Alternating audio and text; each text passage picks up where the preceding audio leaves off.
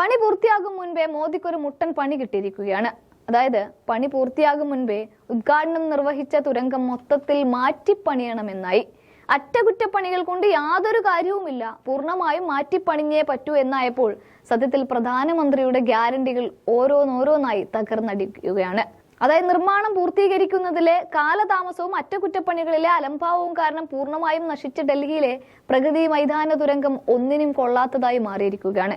ഇനി ഈ സ്വപ്ന പദ്ധതിക്ക് തുരങ്കത്തിന്റെ നിർമ്മാണത്തിന് 777 കോടി രൂപയാണ് ചെലവഴിച്ചിരിക്കുന്നത്.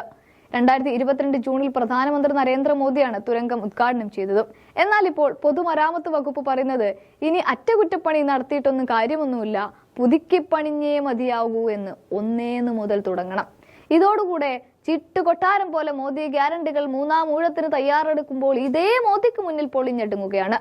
സെൻട്രൽ ഡൽഹിയെ നോയിഡയും ഗാസിയാബാദുമായി ബന്ധിപ്പിക്കുന്ന പ്രഗതി മൈതാൻ ഇന്റഗ്രേറ്റഡ് ട്രാൻസിറ്റ് കൊറിഡർ പദ്ധതിയുടെ ഭാഗമായാണ് 5 അണ്ടർപാസുകളോടുകൂടി 13 കിലോമീറ്റർ നീളമുള്ള തുരങ്കം നിർമ്മിച്ചിരിക്കുന്നത്. അതേസമയം കഴിഞ്ഞ വർഷം തന്നെ മഴക്കെടുതിയിൽ വെള്ളം കയറിയതിനെ തുടർന്ന് നിരവധി തവണ തുരങ്കം അടച്ചിടേണ്ടിയും വന്നിട്ടുണ്ട്. ചെറിയ മഴയായാലും ശരി, വെള്ളം കയറുന്നതിന് യാതൊരു മാറ്റവുമില്ല.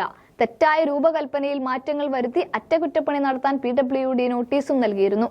സമയത്തിന് പണി പൂർത്തിയാക്കുന്നതിൽ കമ്പനി പരാജയപ്പെട്ടു എന്നാണ് നോട്ടീസിൽ പറയുന്നത്. 2017 ടെൻഡർ നൽകിയ പദ്ധതി 2019 പൂർത്തീകരിക്കാൻ ഉദ്ദേശിച്ചു എങ്കിലും അത് നടന്നില്ല എന്ന് മാത്രമല്ല 2022 ജൂണിൽ മാത്രമാണ് പൂർത്തീകരിക്കാനായത്. എന്നാൽ പക്ഷേ വർഷം 2 തികഞ്ഞില്ല, അതിനു മുമ്പ് തന്നെ മൊത്തത്തിൽ പാളിപ്പോവുകയും ചെയ്തു. എന്നാലോ 100 വർഷ കാലാവധിയാണ് കമ്പനി ഇതിനെ ഉണ്ടാക്കാമെന്ന് ഏറ്റപ്പോൾ ഏറ്റത്. പക്ഷേ കാര്യമൊന്നും ഉണ്ടായില്ല.